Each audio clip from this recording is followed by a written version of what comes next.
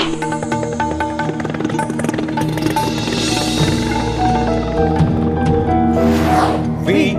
the people of India, having solemnly resolved to constitute India into a sovereign, socialist, secular, democratic republic and to secure to all its citizens. নমস্কার, শুরু করছি আজকে চতুর্থ স্তম্ভ। আমি ইন্দ্রাণী। দেশের সর্বোচ্চ আদালত জানিয়েছে আধার নাগরিকত্বের প্রমাণ হতে পারে না।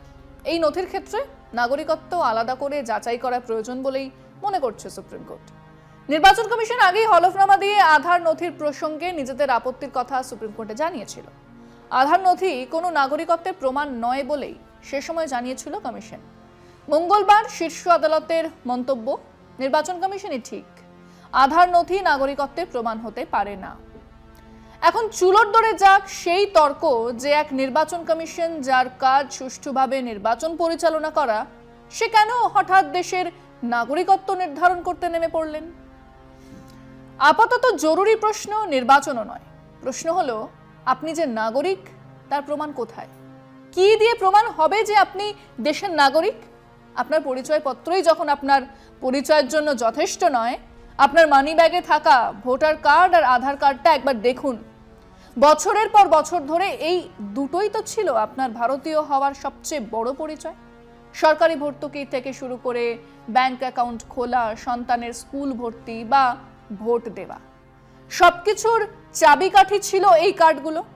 কিন্তু আজ যদি আপনাকে বলা হয় এই কার্ডগুলো আপনার নাগরিকত্বের প্রমাণ নয়, তাহলে কেমন লাগবে? ঠিক এই প্রশ্নটাই আজ কোটি কোটি ভারতীয়কে ভাবিয়ে তুলেছে, বিশেষ করে যখন নির্বাচন কমিশন বিহারে ভোটার তালিকা যাচাইয়ের নামে এমন সব নথি দাবি করছে যা অনেকের কাছেই নেই। ব্যাপারটা কি ঘটছে? কিছুদিন আগে থেকে বিহারে নির্বাচন কমিশনের স্পেশাল ইন্টেন্সিভ রিভিশন বা এসআইআর নিবিড় সমীক্ষা নামের একটি প্রক্রিয়া শুরু হয়েছে, যা হঠাৎ করেই আধার ও ভোটার কার্ডের মতো পরিচিত পরিচয়পত্রকে ফুঁ দিয়ে উড়িয়ে দিয়েছে। আপনার প্রিয় মাকাই বাড়ি এখন নতুন প্যাকে। এই সমীক্ষার উদ্দেশ্য হিসেবে বলা হচ্ছে ভোটার তালিকাকে শুদ্ধ করা, কিন্তু তা করতে গিয়ে যে পদ্ধতি নেওয়া হচ্ছে সেই পদ্ধতি নিয়ে দেশ জুড়ে এক গভীর উদ্বেগ আর বিতর্ক তৈরি হয়েছে। নাগরিকদের কাছে এমন সব নথি চাওয়া হচ্ছে যা জোগাড় করা শুধু কঠিনই নয়, অনেকের জন্য প্রায় অসম্ভব। এই পরিস্থিতিতে সাধারণ মানুষের মনে প্রশ্ন ওঠা স্বাভাবিক, তাহলে কি আমাদের পরিচয়পত্রগুলো মূল্যহীন? এই বিপুল খরচে তৈরি করা কার্ডগুলোর তবে কি প্রয়োজন ছিল? আর এই সব কিছুর আড়ালে আসল গল্পটাই বা কি? প্রশ্ন তো উঠবেই যে কেন হঠাৎ করে এগুলোর আইনি গুরুত্ব কমে গেল? কমিশনের দাবি করা নতুন নথিগুলো কতটা বাস্তবসম্মত? এবং এই ভোটার তালিকা শুদ্ধিকরণের আড়ালে কোনো বৃহত্তর রাজনৈতিক উদ্দেশ্য লুকিয়ে আছে কিনা? এই গোলকধাঁধার জট ছাড়ানোর চেষ্টা করা যাক।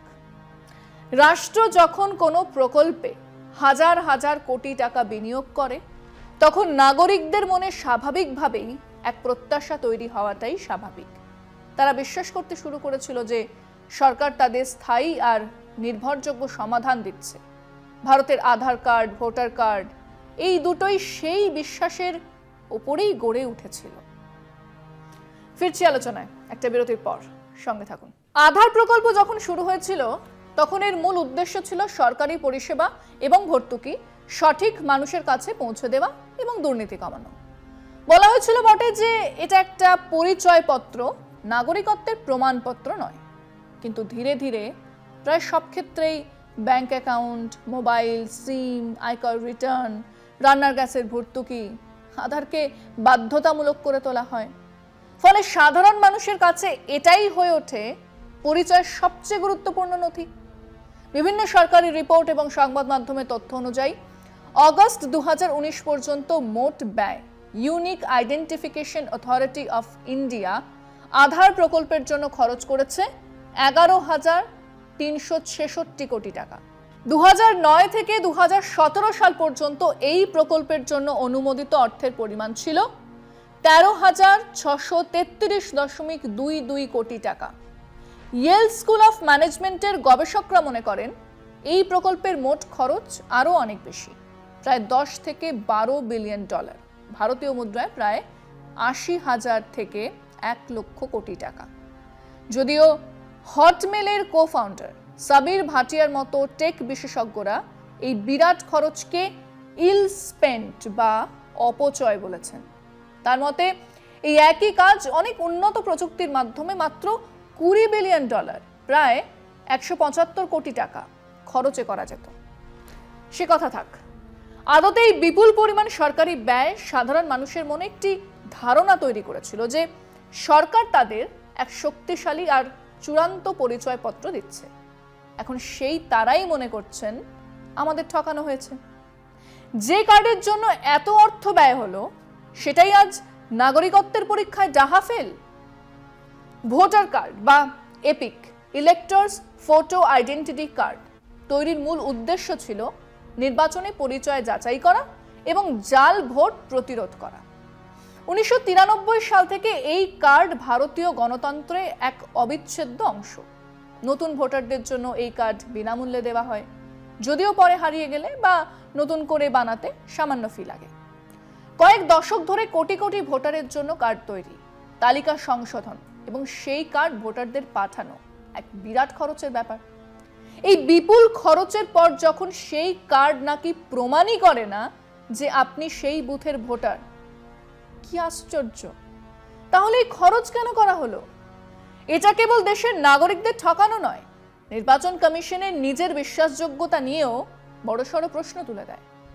যখন সরকার এবং নির্বাচন কমিশন হঠাৎ করে জানায় যে আধার বা ভোটার কার্ড নাগরিকত্বের প্রমাণ নয়, তখন সাধারণ মানুষের মাথায় প্রশ্ন আসে, এটা কি নতুন কোনো নিয়ম নাকি আগে থেকেই এমন ছিল?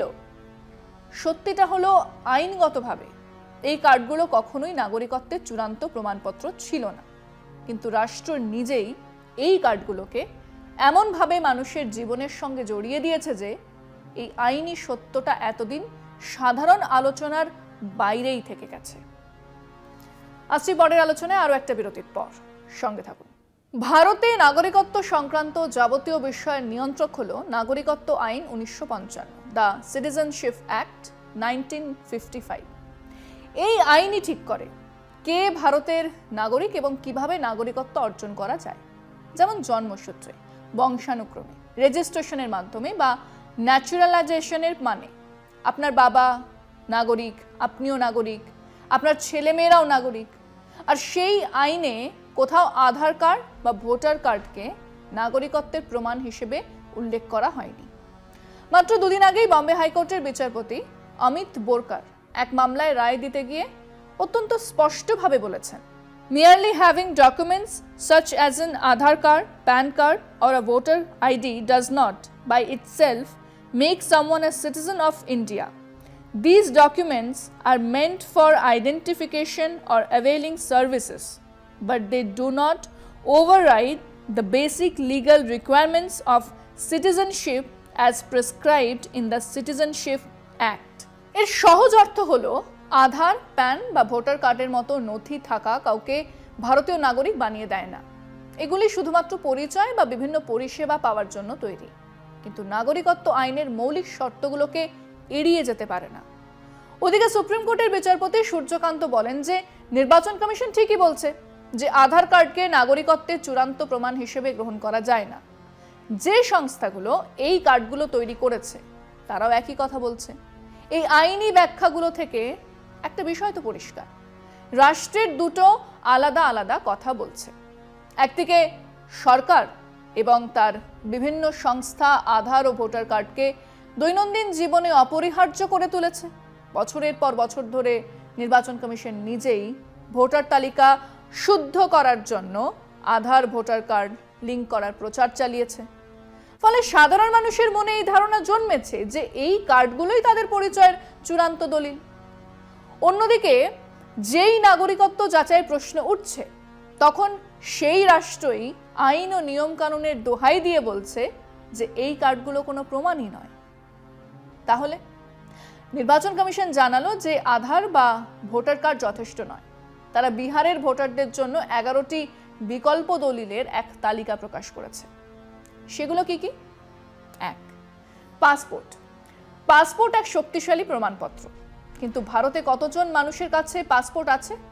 2023 সালের শেষে ভারতের মোট জনসংখ্যার মাত্র 6.5% নাগরিকের কাছে বৈধ পাসপোর্ট ছিল। অর্থাৎ দেশের 93% বেশি মানুষের কাছে এই নথিটাই নেই। তাই পাসপোর্টকে সাধারণ প্রমাণপত্র হিসেবে ধরে নেওয়াটাই অবাস্তব। 2, ম্যাট্রিকুলেশন সার্টিফিকেট। ইসিআই বিশ্লেষণে বলা হয়েছে যে বিহারে প্রায় 36.8% ভোটারে ম্যাট্রিক বা তার উচ্চ শিক্ষা সার্টিফিকেট রয়েছে। স্বাধীন গবেষকদের মতে 18 থেকে 40 বছর বয়সীদের মধ্যে এই হার 43.3%। কিন্তু এর উল্টো পিঠও রয়েছে। এর মানে হলো রাজ্যের অর্ধেকেরও বেশি ভোটারের কাছে এই নথি নেই। বিহারের মতো রাজ্যে, যেখানে সাক্ষরতার হার 74.3%, সেখানে ম্যাট্রিক পাসের সার্টিফিকেট সকলের কাছে আশা করা যায় না। বিশেষ করে বয়স্ক নাগরিক, মহিলা এবং দরিদ্র পরিবারের সদস্যদের জন্য এই নথি থাকা প্রায় অসম্ভব একটি ব্যাপার। 3, জন্ম সার্টিফিকেট। আজকের দিনে জন্ম রেজিস্ট্রেশন বাধ্যতামূলক হলেও কয়েক দশক আগেও পরিস্থিতি এমন ছিল না। যারা 1990 দশকের আগে জন্মেছেন, বিশেষ করে গ্রামের দিকে, তাদের অনেকেরই সার্টিফিকেট নেই। 4, জমির দলিল। কমিশন জমির মালিকানার দলিলকে প্রমাণপত্র হিসেবে গ্রহণ করার কথা বলেছে, কিন্তু ভারত আদতে এক ভূমিহীন মানুষের দেশ। 2011 সালের আর্থ সামাজিক ও জাতিগত জনগণনা অনুযায়ী ভারতের গ্রামীণ এলাকার 56% পরিবারের নিজস্ব কোনো কৃষি জমি নেই। বিহারের মতো রাজ্যে, যেখানে দারিদ্র এবং ভূমিহীন কৃষকের সংখ্যা অনেক বেশি, সেখানে জমির দলিলকে এক সার্বজনীন প্রমাণপত্র হিসেবে দেখাটা বাস্তবতার সঙ্গে এক মোটা দাগের রসিকতা। 5, অন্যান্য সার্টিফিকেট। জাতি, বাসস্থান। তালিকায় জাতিগত শংসাপত্র, কাস্ট সার্টিফিকেট বা স্থায়ী বাসিন্দার শংসাপত্র, পার্মানেন্ট রেসিডেন্স, ডোমিসাইল সার্টিফিকেট রাখার কথা বলা হয়েছে। কিন্তু এই সার্টিফিকেটগুলো জোগাড় করা এক হয়রানির নামান্তর। এই সার্টিফিকেট পাওয়ার জন্য আবেদনকারীকে আবার সেই আধার কার্ড, রেশন কার্ড বা অন্যান্য পরিচয়পত্রই জমা দিতে হয়, যেগুলোকে ইসিআই নিজেই এখন প্রাথমিক প্রমাণ হিসেবে মানতে চাইছে না। 6, স্থায়ী বাসিন্দা সার্টিফিকেট মূলত শিক্ষা বা চাকরির জন্য প্রয়োজন হয়, নাগরিকত্বের জন্য নয়। এই বিশ্লেষণ থেকে এটা স্পষ্ট যে নির্বাচন কমিশনের দেওয়া 11টি দলিলের তালিকাটি এক বিরাট অংশের মানুষকে, বিশেষ করে দরিদ্র, ভূমিহীন, অশিক্ষিত এবং বয়স্ক নাগরিকদের স্বাভাবিকভাবেই প্রক্রিয়ার বাইরে ঠেলে দিচ্ছে। এটা কোনো অন্তর্ভুক্তিমূলক ব্যবস্থা নয়, বরং এটা একটা বর্জনমূলক প্রক্রিয়া, যা লক্ষ লক্ষ মানুষের ভোটাধিকার কেড়ে নেওয়ার ক্ষমতা রাখে। নাগরিকত্ব কোনো কাগজ বা দলিলের ওপর দাঁড়িয়ে কোনো সুবিধে দেওয়া নয়, এটা একটা সাংবিধানিক অধিকার। আর সেই অধিকার রক্ষা করার দায়িত্ব রাষ্ট্র এবং নাগরিক দুজনেরই। যে পরিচয়পত্র রাষ্ট্র নিজে তৈরি করেছে, তার সম্মান রক্ষা করার দায়িত্ব রাষ্ট্রের। যদি রাষ্ট্র নিজেই তার তৈরি ব্যবস্থার উপর আস্থা না রাখে, তবে নাগরিকদের আস্থা সে অর্জন করবে কিভাবে? এই প্রশ্নটার উত্তর খোঁজার মধ্যেই লুকিয়ে আছে ভারতীয় গণতন্ত্রের ভবিষ্যৎ। আজ এখানেই শেষ করছি। শুভরাত্রি।